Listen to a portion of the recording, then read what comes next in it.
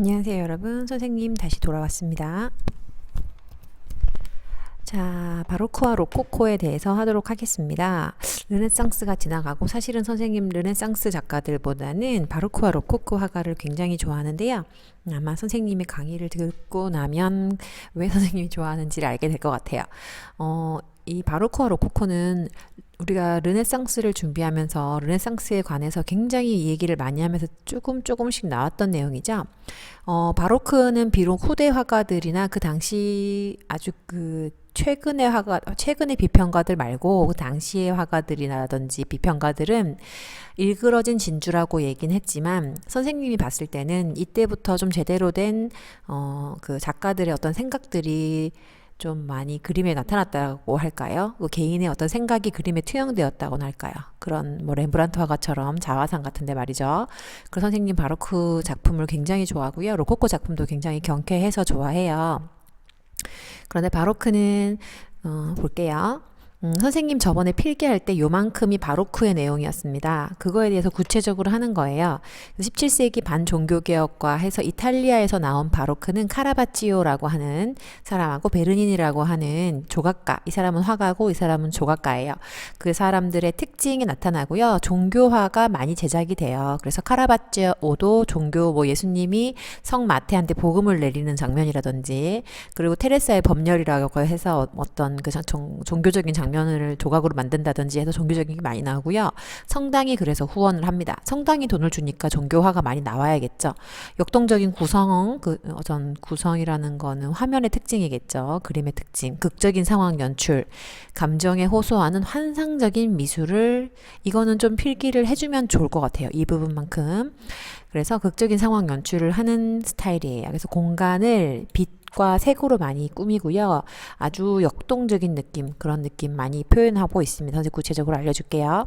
그리고 북유럽 프랑드르 지역에서는 프랑드르의 루벤스라고 하는 굉장히 그 풍성한 빛을 많이 쓰는 작가가 있다고 했죠. 빛과 색을 아름답게 사용하는 루벤스라는 작가가 있었고, 네덜란드는 대중의 후원을 입은 화가들이었기 때문에 이 대중의 후원이라는 거는 왕궁처럼 넉넉한 그 돈을 받을 수는 없잖아요. 그래서 이 사람들은 대체적으로 좀 가난한 화가들이었지만, 그랬기 때문에 당시에 왕과 왕족들에 대한 기록보다는 소박한 일상의 삶을 누리는 일반적인 서민들의 모습을 많이 남겼기 때문에 좀 더 어떤 역사적인 가치도 있다고 또 선생님은 여겨요. 왜냐하면 너무 왕족에 대한 그림 말고 그 당시에 사회상을 볼 수 있기 때문에 말이죠. 그래서 호베마라는 사람이 풍경화 그렸고, 할스라는 사람이랑 렘브란트는 그 당시 사람들의 어떤 삶을 모습, 인상이 아니고 그 인물화를 많이 그렸습니다. 그렇습니다. 그리고 샤르댕 뭐 그런 사람도 있습니다. 샤르댕 알죠? 여기 샤르댕 하나 더 쓰면 좋겠네요. 샤르댕. 스페인은 왕실이 후원입니다. 왕실이 또 후원했다는 건 뭘까요? 벨라스케스라고 하는 굉장히 젊을 때부터 좀 가난하고 그래서 자기의 어떤 명성과 부를 누리기 위해서 왕실에서 일을 하고 싶어 했던 사람이었었어요. 이 사람이 드디어 왕실에 들어가서 왕가의 가족들을 많이 그리는 화가예요. 이따가 보여드릴게요. 프랑스, 이것도 왕실 후원이에요. 푸생이라고 하는 사람은 당시에 그 왕 관련된 사람들, 왕족들, 그런 사람들 많이 그리고, 고전의 그리스 로마의 신화 있죠. 그리스 로마의 신화를 많이 그립니다. 예수님보다는 그리스 로마 신화를 많이 그립니다. 그래서 보시면 나중에 조금 더 설명하도록 할게요. 여러분들 교과서가 있는데요. 여러분들 교과서를 다 읽을 생각은 없어요, 선생님이. 근데 보시면은 벨라스케스의 그림, 그리고 카라바조, 이탈리아 카라바조 바로크 화가, 그리고 여기 보시면은 베르사유 궁전, 그 당시 바로크에서 만들었던 궁전이 바로크의 베르사유 궁전이에요. 그리고 여기 보면은 와토라고 하는 사람은 그 로코코 화가고요. 샤르댕 또한 그 당시 화가입니다. 그리고 여기 보시면 작품들, 조각상들 보이시죠? 그리고 여기 베르니니가 성 테레사의 법령? 잘 안 보이는데, 법렬이죠. 제가 알고 있기는 법렬입니다. 글자가 작은데 선생님이 알기로는 성 테레사의 법렬이라고 하는 그 뭐랄까요, 그 신화적인 장면을 굉장히 역동적이면서도 약간 헬레니즘식의 작품처럼 표현을 했는데요. 실제로 가서 보면 이게 너무 아름답다고 해요. 이렇게 바로크는 굉장히 바로크 하면서 웅장하다고 하고, 로코코는 로코코 하고 작고 섬세하고 그렇다고 하네요. 그래서 여러분들 조금 선생님이 구체적으로 하겠습니다. 자, 이것을 하기 전에 여러분들이 전에 필기를 요구했었는데요. 선생님이 그 부탁을 한번 들어봤어요. 잠깐만요. 보여드릴게요. 예, 여기 있습니다. 네, 선생님은 선생님한테 개인적으로라든지 카카오톡으로 친근감의 표시도 해도 괜찮고요. 여러분들이 원하는 거를 선생님한테 직접 얘기를 해주세요. 오해하지 않고, 오히려 좋아합니다, 선생님. 그래서 개인적으로 소통하는 거 좋아하니까 선생님한테 그 필요한 것들에 대해서 조금 알려주세요. 선생님이 다 해주지는 못해도 이렇게 여러분들이 직접 얘기해 주는 거를 굉장히 좋아하는 편입니다. 여기 보시면은 르네상스가 질린 사람들, 바로크가 이어진 계기가 되죠. 이 르네상스가 질린 사람들이 새로운 미술을 추구했다고, 이걸 간단하게 선생님이 여러분들 거기 필기에 올릴 거예요. 그래서 여러분들이 이거를 뭐 캡처를 해도 되고, 이건 선생님이 만든 거니까 여러분들 너무 부담 갖지 않고 써도 괜찮아요. 이거 필기를 올렸으니까 이걸 읽으면서 할게요. 르네상스가 질린 사람들이 새로운 미술을 추구했어요. 당시에는 절대 왕권이라는 게 생겼어요. 그래서 절대 왕권을 중심으로 왕이 시키는 그림을 그린 편이죠. 근데 왕이 뭐 성서에 대한 그림을 그려라. 혹은 왕이 왕실에 대한 그림을 그려라. 왕이 귀족에 대한 그림을 그려라. 혹은 왕이 궁궐을 만들어라. 이런 식으로 왕에 의한 그림이 많이 그려집니다. 그런데 단 한 나라, 네덜란드만 그렇지 않았어요.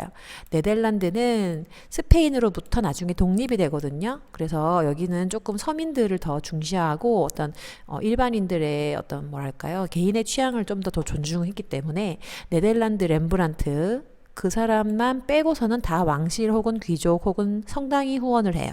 그래서 네덜란드 작품하고 조금 다르고요. 바로크는 궁전을 중심으로, 그러니까 왕권과 궁전을 중심으로 미술이 발달하고요. 로코코는 그 왕권보다는 사람들, 시민혁명이라든지 이런 게 되게 18세기에 많았어요. 1700년도에. 그래서 그 시민들이 미술을 더 많이 향유하고 싶어 해서 자기의 집을 예쁘게 꾸미는 걸 더 좋아했어요. 이때는 바로크 시대 때는 왕이 왕권을 세워야 되기 때문에 자기를 드높이기 위해서 로마처럼 초상조각하듯이 그런 회화를 가지고 자기의 어떤 뛰어난 업적을 그림으로 남겼고요. 로코코는 그거에 반대되게 집을 꾸미는데 어떻게 왜 꾸미게 됐냐면, 이제는 왕권이 좀 안정화되니까 사람들이 자기의 개인적인 그 뭐랄까요, 왕도 자기가 좀 굳건하게 서지면은 지역 경제도 좀 살리게 되고 주변 사람들도 좀 돌보게 되잖아요. 그러면서 로코코 시대가 되면서 일반인들이 돈을 좀 많이 벌고 부유해지기 시작했어요. 그래서 이들이 귀족적인 생활을 사치스럽고 화려하게 꾸미기 위해서 이 사람들이 로코코 스타일을 많이 개발해서 여기저기 집들을 꾸미기 시작하죠. 그래서 바로크와 로코코가 조금 다른 게, 그 바로크는 궁전 크기가 어떨까요? 엄청 크죠? 근데 집은 어때요? 규모가 조금 작겠죠, 그거에 비해서. 말 그대로 바로크는 큰 곳을 꾸미는 것이고 로코코는 작은 곳을 꾸미는 것이에요, 스타일이. 그렇기 때문에 웅장하고 드라마틱하고 완전 크고 막 이런 게 바로크라면, 조금 소박하고 섬세하고 귀엽고 화려하고 이런 느낌이 바로 로코코입니다. 그래서 특징은 그림에서 나타나는 것, 특징 이만큼: 화려한 색채, 뚜렷한 음영 대비, 풍부한 질감, 자유로운 붓질 공간의 확대, 아주 화려하고 웅장한, 그냥 모든 그 할 수 있는 르네상스 이후에 발견된 것들은 당연히 쓰고, 거기다가 좀 더 멋지고 드라마틱한 연출을 하는 거죠. 연극적인 어떤 조명 같은 거 있잖아요, 여러분들. 그런 것도 쓰는 거예요. 근데 로코코는 조금 달라요. 바로크 조각이라든지 바로크 스타일을 그대로 갖고 오면서 조금 올림피아의 신들, 그리스의 작품들을 조금 더 많이 갖고 오고요. 중국이나 터키 등 동양에도 관심을 가져요. 뭔지 알겠죠? 조금 이때는 어땠다는 거예요, 로코코는. 이제 좀 약간 부유해지고 살기 편안해진 귀족들이 그런 중국이나 터키의 이국적인 느낌이라든지 그런 것들을 집에 장식하기 위해서 많이 표현했다는 거예요.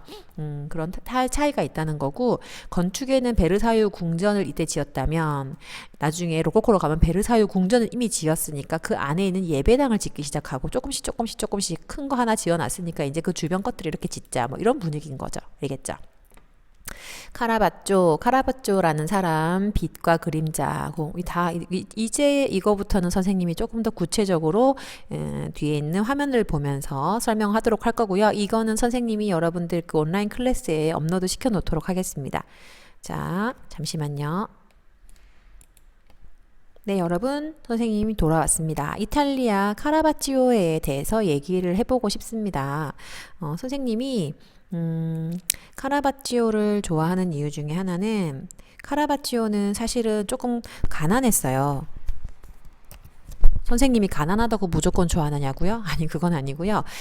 카라바찌오라는 사람은 11살 때 어머니를 잃었다는가 부모님을 잃었어 아무튼 고아였어요. 그래서 당시에 이 사람이 굉장히 살기가 불쌍했어요, 사실. 그래서 어떤 유명한 화가 밑에서 그림을 배우기 시작했고요. 아주 빈곤하고 비참한 생활을 많이 했어요. 그런 다음에 어떤 델 추기경이라고 하는 성직자의 후원으로 화가 이름을 떨치기 시작했어요. 근데 이 사람이 유명한 이유는 여러분들 지금 너무 많은 사조를 배우고 정신이 없을 거라고 생각은 하는데 이게 모든 걸 암기하라는 건 아니고요. 전체적인 흐름을 한번 본다는 거기 때문에 여러분들이 너무 부담 갖지 않고 선생님 수업을 듣고 흘려도 괜찮아요. 부담 갖지 마시고. 아무튼 이 사람은 엄청나게 많은 그림을 그렸어요. 엄청나게 많은 그림을 그렸는데 그리고 나중에 이후에 뭐 할스와 렘브란트 이런 유명한 다른 화가들한테 영향을 많이 줬어요. 그런데 이 사람 자체는 굉장히 뭐랄까요? 자기의 불우한 환경을 그림으로 잘 승화시킨 사람이었어요. 물론 그게 더 잘 승화되었으면 좋았겠지만 나중에는 뭐 알코올 중독 이런 걸로 삶이 조금 음울했다라고 해요. 하지만 그 사람이 남긴 천재성과 밑바닥의 삶을 살아보면서 깨달은 인간의 어떤 삶에 대한 고뇌라든지 인간의 삶이 어떠한가에 대한 어떤 파악 능력 그런 게 선생님이 이 사람을 존경하는 이유 중에 하나예요. 선생님은 무조건 잘 되는 무조건 뭐 다 뛰어난 그런 거를 원하는 게 아니라 모든 사람들은 어떤 힘듦을 겪어보고 나서 더 크게 성장한다는 걸 알기 때문에 선생님은 이 사람을 굉장히 존경합니다. 그래서 현실의 인물들을 성서화의 주인공으로 삼다 이게 별표예요. 보통 성서화 하면은 거기 들어가는 인물들은 굉장히 너무나도 멋지고 막 잘생길 것 같고 막 그런 사람이어야 들어왔는데 이 카라바찌오는 그렇지가 않고 카라바찌오만큼은 현실의 인물들 정말 우리가 말하는 주름이 많고 좀 찌질해 보일 수 있는 그런 거지들도 그림에 들어가는 거예요. 어떤 그림? 성서화에. 그러니까 사람들이 처음에는 엄청 싫어했겠죠. 뭐 저런 애가 다 있어. 그림을 왜 이따위로 그리지? 해서 처음에는 거부당했어요. 그러니까 이 사람도 누구를 만족시키기 위한 그림을 그렸던 건 아닌 거죠. 자기의 소신을 지켰던 거죠. 너무 잘 그렸지만 성스러운 인물답지 못하다고 인정받지 못했어요. 테네브리즘이라고 해서 명암법을 굉장히 뛰어난 명암법 때문에 이게 렘브란트한테 나중에 영향을 줘서 렘브란트 라이팅이라는 게 생겨요. 왜 45도 각도에서 사람 얼굴에 반쪽만 빛이 쫙 들어오고 여기는 어둡고 그런 거 있잖아요. 그 렘브란트 라이팅에 할리우드 라이팅 뭐 이런 거라고도 하는데 테네브리즘이라는 게 바로 그 이전에 이 카라바지오에서 생겨난 개념이에요. 그래서 그의 작품은 20세기에 들어와서 인정받기 시작했어요. 그전에는 조금 왜 그런 거 있잖아요. 뭐 꼭 옳은 비유는 아니겠지만 친구들 중에서 굉장히 좀 괜찮고 잘하고 공부도 잘하고 다 잘하는데 애가 왠지 조금 잘난 척도 안 하고 조금 침울해 보이고 그러면은 왜 잘함에도 불구하고 칭찬 많이 못 해주는 케이스들이 있거든요. 그런데 그런 케이스였던 것 같아요. 선생님 보면은 되게 멋진 친구들인데 스스로 되게 왜 힘들어하거나 자기를 낮추거나 그럴 수 있는데 그게 나쁜 거 아니에요. 선생님 다 보여요. 속마음이 예쁜 애들은 다 보이는데 카라바찌오도 속마음이 예쁜데 자기를 많이 과시하지 못했던 그런 화가였던 것 같아요. 그래서 좀 더 나중에 더 빛을 받겠죠. 보시면 보자. 왜 안 움직일까요? 잠시만요.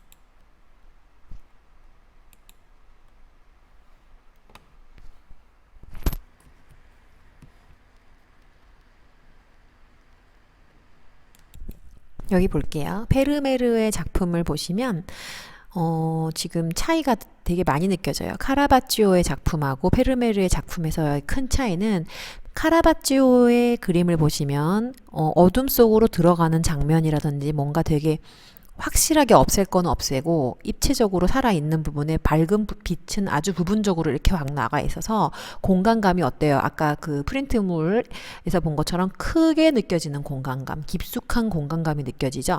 근데 베르메르도 물론 바로크적인 거고 공간적인 것도 굉장히 크게 느껴지는데 이 카라바ggio만큼 못했어요. 조금 공간이 어떨까요? 조금 그 나쁘다는 게 아니라 이런 시커먼 공간을 잘 연출하는 게 아니라 좀 있는 그대로의 공간을 연출했죠. 그래서 약간 뭐 명암이라든지 이런 것들 어때요? 이게 더 역동, 카라바ggio가 굉장히 역동적이고요. 살아있는 사람들의 모습들을 보세요. 이 사람들 좀 있어 보이는 사람들이 좀 많이 그리는데 카라바ggio는 현실 인물임에도 불구하고 아니 성서의 인물임에도 불구하고 하나도 너무나도 그 이상적인 얼굴로 그려놓지 않고 쭈글쭈글한 모습, 정말 그 당시의 죽음을 보여주는 것 같은 그런 아주 뭐랄까요, 아주 현실적인 느낌, 이 여자 지금 찡그리는 거 보이시죠? 이런 느낌까지 다 만들어 놓은 거예요. 같은 바로크 화가지만 네덜란드의 화가 페르메르도 물론 되게 뛰어난 사람이지만 어떤 빛의 이용이라든지 이런 부분에 대해서 다른 성격을 갖고 있는 거죠. 이게 나쁘다, 이게 못하다는 게 아니라, 그래서 이태리의 카라바ggio라는 사람은 연극적인 장면으로 굉장히 유명해요. 페르메르는 그에 비하면 차분하고 평온한 느낌을 그림으로 표현하는 사람으로서 유명했고요. 그래서 여기 보시면 그 다음 거를 한번 보여드릴게요. 여기 보시면 카라바ggio 작품만 선생님 보여드릴게요. 카라바ggio 작품만 보시면 여기 지금 골리앗의 머리를 든 다윗이라고 하는데 아까처럼 그 음영이 굉장히 크죠. 시꺼먼 그런 공간이 많이 나오죠. 이 또한 성당에서 쓰는 그 성서 얘기잖아요. 근데 이 다윗의 얼굴이 누구의 얼굴이냐면 카라바ggio 자신의 자화상이에요. 뭔가 있잖아요.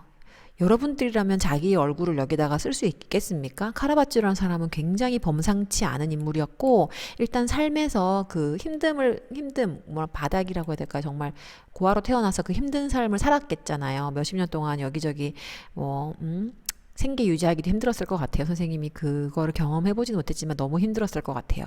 그런 과정 속에서 그 사람의 어떤 뭐랄까 내면적인 고뇌라든지 그런 게 얼마나 컸을까요? 그거를 이렇게 자기의 목이 잘린 상태로 이렇게 표현을 해놓은 거예요. 그래서 자기를 골리앗이라고 해놓고 다윗이 그것을 잘라놨던 거죠. 이게 어떤 의미를 표현하는지는 좀 더 구체적으로 연구를 해봐야겠지만 선생님이 이 카라바ggio의 그림을 보면서 이 사람 굉장히 생각이 많았거나 아니면 굉장히 천재였거나 아니면 굉장히 특이한 사람이었거나 성격적으로 특이했다는 말들이 되게 많긴 많아요. 천재들은 약간의 조울증도 있다고 하잖아요. 저는 그게 멋있다고 생각합니다. 보시면 똑같은 카라바ggio가 그린 건데 성 마테오의 소명이라는 작품이 있어요. 성 마테가 이 예수님이 지금 빛을 통해서 들어오셨죠, 창문으로. 그런 다음에 마테한테 손길을 이렇게 딱 하면서 저요, 얘요 하면서 이렇게 화살표가 누구한테 가 있어요? 얘까지 가 있죠. 얘한테 지금 뭐라고 하는 거예요? 성마태한테. 너 나한테 내가 어떤 것을 너한테 부탁하고자 왔노라 라고 얘기를 하는 거예요. 옛날이라든지 그 다른 사조의 혹은 다른 나라의 바로크에서 봤을 때 이 성마테오의 그 소명이라는 그림을 똑같은 성마테오의 소명, 아까 베르메르 거예요. 그리고 이게 카라바ggio의 거예요. 보시면 어떤가요? 페르메르의 것과 카라바ggio의 것은 똑같은 주제를 갖고 있지만 어떤가요? 카라바ggio의 공간은 굉장히 깊이 있는 공간이면서 나오는 사람들 또한 이렇게 멋있지가 않아요. 이 사람들 조금 좀 그래도 이쪽 사람들보다는 멋있는데 이 사람은 거지도 있고 그 당시에 노동자도 있고 뭐 그 뭐지? 경찰 같은 역할인데 왜 약간 동네 파수꾼 같은 그런 어떤 지킴이 같은 그런 사람, 갑자기 이름 생각 안 나네. 그런 사람들, 아주 일반적인 사람들이 식당에 모여서 선술집 같은 데서 술을 마시고 있는 장면이에요. 물론 성마태도 지금 약간 취한 느낌이고 지금 뭔가를 하고 있어요. 게임 같은 거 하고 있는 거 같죠. 노름을 하는 건지. 그 상황에서 예수님이 나타나서 너한테 지금 내가 소명을 주니까 넌 받아라라고 했는데 얘는 보지도 못하고 있죠. 정작 본 사람들은 다른 친구들이 본 거예요. 그죠? 요렇게 연출을 한 거예요. 성 마테오 소명 그 페르메르 건 보시면 어때요? 이게 페르메르 거예요. 보면 성 마테한테 손가락질을 하고 있잖아요. 실제로 봤죠, 이 사람은. 그죠? 근데 이거는 보지도 못했어요. 그 당사자는 굉장히 좀 뭐랄까요? 이거는 좀 연출적인 것 같고 이거는 굉장히 선생님 생각하기엔 굉장히 현실적이라고 생각해요. 그런 어떤 공간 연출이라든지 되게 이게 연극 같잖아요. 연극에서 어떤 조명을 쓰는 느낌, 우리 어떤 뮤지컬이라든지 연극 같은 거 보러 가면 그런 느낌이죠. 그래서 이렇게 둘의 차이가 있고 카라바조가 굉장히 공간을 잘 썼고 색깔이라든지 빛이라든지 역동적인 화면을 많이 구성했다는 거 이렇게. 그리고 일반인들 굉장히 못 사는 서민이나 거지의 모습까지 이렇게 그림 속에 포함시켰다는 거 여러분이 기억하면 좋을 것 같습니다. 그리고 여러분들 카라바조 끝나고 나면 이 사람을 선생님이 소개시켜 주려고 해요. 유디트를 그린 똑같은 유디트를 그렸는데 여기 보시면 아르테메시아 젠틀레스키라고 하는 여류 화가의 작품이에요. 바로크 화가예요. 선생님이 바로크 화가 중에서 여자 화가 발견하는 건 하늘의 별 따기고요. 요즘에 이 젠틀레스키는 소도비 경매에서 그 누구의 작품보다도 비싸게 거론되고 있는 굉장히 핫한 옛날 바로크 화가예요. 그전에는 이 사람이 핫하지 않았어요. 이 사람을 인정해주지 않았었어요. 그런데 왜 인정해주냐면은 이 젠틀레스키라는 사람에 대한 내용을 선생님이 조금 적어왔어요. 뭐냐면 이 여자는 옛날에 아버지가 화가였어요. 아버지가 화가여서 그 밑에서 그림을 굉장히 잘 배웠던 사람이에요. 그런데 아버지의 친구인가 어떤 다른 사람에게 성폭행을 당해요. 그런데 그 성폭행을 아버지에게 알리죠. 아버지는 그 내용을 그냥 숨기지 않고 용감했어요. 둘 다. 어떻게? 법원에다가 이거를 벌 주세요라고 신고를 한 거죠. 보통 아버지들 같았으면 숨겼을 수 있어요. 그 당시에. 아주 옛날이니까. 이 여자는 법정에서 자기의 손가락에 지문을 다 따가지고 혹은 그 피를 검사까지 하고 성적인 어떤 정말 고충스러운 뭐 예를 들면은 여러분들 성폭행을 당했을 때 검사하는 것들 이런 그런 것들을 당시에는 더 세련되게 했을까요? 그렇지 않겠죠? 얼마나 힘들었겠습니까? 그런 과정을 다 거쳤던 거예요. 그리고 나중에는 승소를 했을 거예요. 승소 안 했나? 그것까지는 선생님이 모르겠는데 아무튼 그 당시에 자기가 성폭행을 당했다고 얘기를 하는 것조차가 대단한 거였어요. 배포 있는 여자였죠. 여장부였어요. 이 사람이 그림을 그렇게 잘 그렸음에도 불구하고 옛날에는 남자 중심의 사회였던 게 똑같이 서양에서도 그랬던 거 봐요. 근데 똑같이 페르메르라는 사람이 이 유디트라는 거, 유디트 이 똑같은 제목의 그림을 그렸는데 이거 보세요.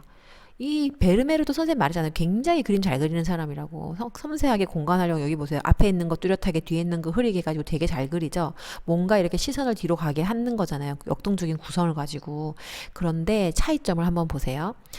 여기 보시면 이 여자와 이 남자에게 지금 목을 잘라 죽이는 그 장면을 그렸고요. 이건 잘라 죽이기 전의 장면이에요. 얼마나 무서운 여잔가. 잘라 죽이기 전의 장면이에요. 그러니까 더 섬뜩한 장면을 그림으로 표현해 놨고요.